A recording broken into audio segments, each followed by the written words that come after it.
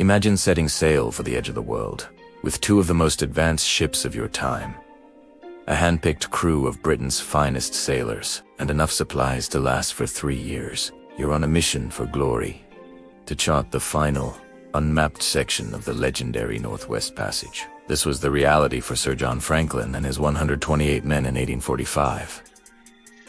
They sailed into the Arctic aboard Erebus and HMS Terra, their hearts filled with the pride and confidence of the British Empire. Their ships weren't just ordinary vessels. They were reinforced to withstand the crushing ice and fitted with newfangled steam engines. Tins of food lined the holds, promising hearty meals for the long journey ahead. They were prepared for anything, or so they thought. They waved goodbye to cheering crowds in England, disappearing over the horizon into the mists of the north. For a while, everything went according to plan. They were last seen by whalers in Baffin Bay, heading west, confident they would emerge victorious in the Pacific. And then, silence. 2 years passed. Then 3. No word. No sign of the Erebus or the Terror. The most ambitious Arctic expedition of the age had vanished without a trace, swallowed by the vast, white emptiness. What happened to Franklin and his men? The world was desperate to know.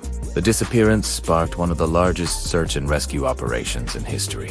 But for decades, the mystery only deepened, turning from a naval mission into a chilling ghost story whispered by sailors and explorers. The first clues came not from British search parties, but from the Inuit people who called the Arctic their home. Their oral histories, passed down through generations, spoke of strange encounters. They told of seeing starving, desperate white men, their faces blackened by frostbite and their minds seemingly lost, dragging heavy sledges and a boat across the endless ice. They described men who could no longer speak, who pointed towards their mouths, begging for food. These stories were initially dismissed by many back in London, but they held the grim, terrifying truth of the expedition's final days. The Inuit hunters had witnessed the complete breakdown of a proud naval endeavor, a slow, agonizing descent into madness and despair. These accounts were the first chapter in a story of survival that had gone horribly wrong. What could have brought these seasoned sailors to such a desperate end?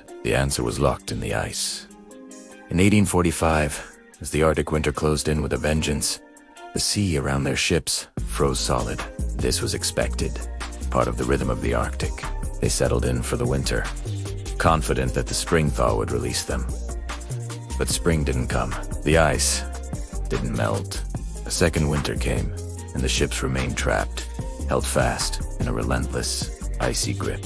Time, which had once been their ally, now became their enemy. The men were prisoners in a frozen wasteland, hundreds of miles from any hope of rescue. The world they knew was shrinking, confined to the creaking timbers of their ice-bound ships. Inside the trapped vessels, hope slowly began to curdle into fear. We know this from letters and notes later found in cairns on the desolate shoreline. The men's initial optimism faded. The relentless cold, with temperatures plummeting to -40 degrees and beyond, seeped into their bones. Worse still, their state-of-the-art provisions were betraying them. The canned food, a technological marvel of the time, was sealed with lead solder. With every meal, the men were ingesting small amounts of poison. Lead poisoning crept through the crew, leading to weakness, paranoia, and clouded judgment. Their bodies were failing, their minds were fracturing, and their food supply, meant to sustain them, was slowly killing them. After nearly 2 years trapped in the ice, and with Sir John Franklin himself having died, the remaining commander, Francis Crozier, made a fateful decision. Staying with the ships was a death sentence. Their only hope, he believed, was to abandon them and march south. Hundreds of miles across the treacherous sea ice and barren tundra of King William Island, towards a distant Hudson's Bay Company outpost. It was a desperate gamble, a last roll of the dice. They packed what they could onto heavy sledges, including bizarre things like silverware and book sand, began their long, doomed march. This final act of desperation was their greatest mistake. They were sailors, not overland explorers. They were already weakened by starvation, scurvy, and lead poisoning. They were walking into a blizzard-swept wilderness with no real chance of survival. What followed was a scene from a nightmare. The Inuit stories painted a horrific picture of the expedition's end. Men, once the pride of the Royal Navy, were reduced to stumbling, silent figures wandering through the snow. Rescuers who finally reached the area years and even decades later found a trail of scattered remains. Skeletons were found huddled in tents, beside overturned boats, and strewn along the coastline. The bones told the final, grisly truth. Cut marks on them confirmed the darkest rumors, first reported by the Inuit. In their final, desperate throes of starvation, the last survivors had resorted to the ultimate taboo. It was a harrowing end to a journey that had begun with such hope and glory. The quest for the Northwest Passage had ended in a wasteland of ice and bone. For over a century and a half, the Franklin expedition remained one of the sea's greatest mysteries. The ships themselves, the Erebus and Terror, were ghosts. Where had they sunk? What secrets did they hold? Then, in 2014, the ghost story began to have an ending. A Canadian search team, guided by modern technology and, crucially, by Inuit historical knowledge, made a stunning discovery.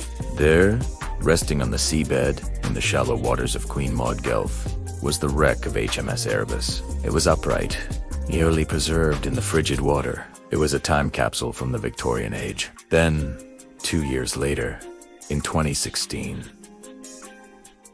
its sister ship was found. HMS Terror, located in a bay fittingly named Terror Bay, was in even more pristine condition. Archaeologists exploring the wrecks found a world frozen in time.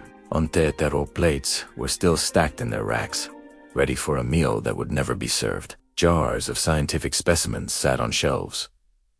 Beds, ware made in chests, were still full of the crew's belongings. It was as if the men had just stepped away for a moment. These silent, perfectly preserved vessels are perhaps the most haunting monuments of all. They are not just shipwrecks. They are underwater tombs that hold the final moments of a lost world. They tell a story not just of disaster, but of the human spirit pushed to its absolute limit and beyond. The discovery of the Erebus and Terror finally solved the 170-year-old mystery of what happened to the ships. But it doesn't diminish the power of their story. It's a chilling reminder of the unforgiving nature of the Arctic and the hubris of exploration. Sir John Franklin and his men sailed to conquer the North, to impose the will of an empire on the landscape. Instead, the Arctic conquered them. They went looking for a passage through the ice, and instead, they became a permanent part of it, their ships and their story, forever frozen in time.